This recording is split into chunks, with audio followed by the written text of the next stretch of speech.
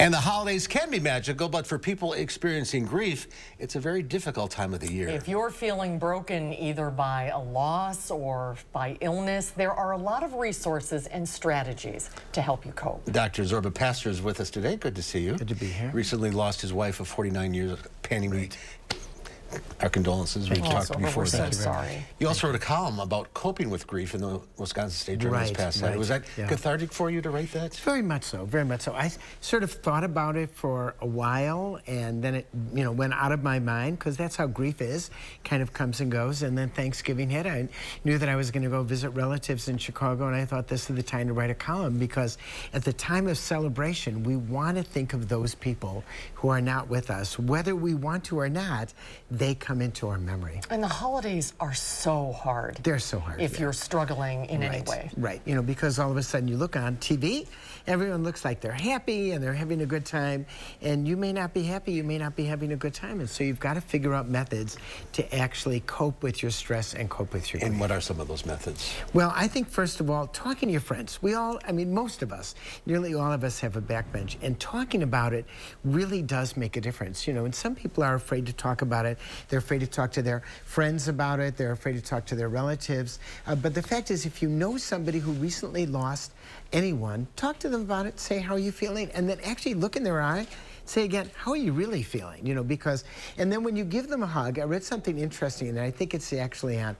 A 4-second hug is a longer hug, and it has a different meaning than a 1-second hug.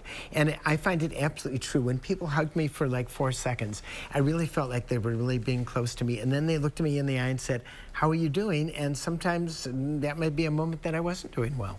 I think sometimes people are reluctant to bring it up. Yes. They don't want you to But in make fact, you sad. whether you bring it up or not, it's a roller coaster ride. So like this morning when I got up, I wanted to talk to Penny. I got up, was getting ready to go to the university, and all of a sudden she wasn't there, and I didn't feel very good.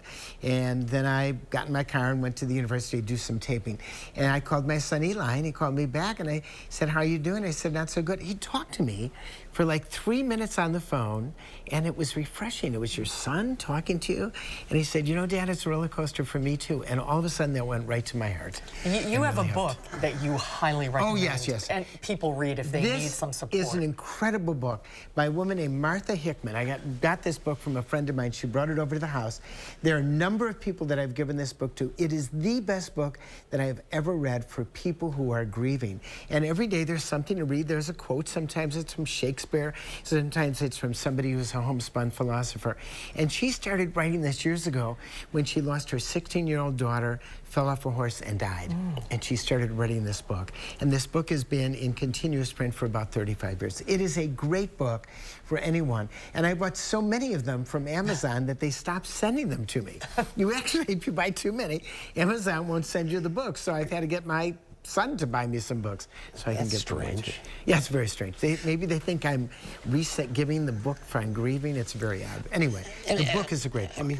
You and Penny were married for 49 years, probably together longer than that. We were together longer than that. And we were together. We had 4 children, and it was a good time. And the goal then is to think about all of those good times that you have, because something will all of a sudden key you, and you'll think about something, and you'll say, I really remember this good time. And you know what? If they're good times, it's a good time to remember during this holiday season. And embrace the pain as well. That's absolutely. You should be grieving. The deeper the love, the deeper the grief. That's exactly what it is. And it will never go away. It will just become a little bit more distant at times. But I've talked to people who have lost their loved ones and 12 years ago, and they said it still affects them all of a sudden, and that's okay. It's part of the roller coaster ride of life. Yeah. Get the book. Yeah, the book is good. If you need to talk to anybody, give us a call. Please do. I will, and the condolences really do make a difference. Yes. All right, Zorba. Great to see you. Take care of yourself.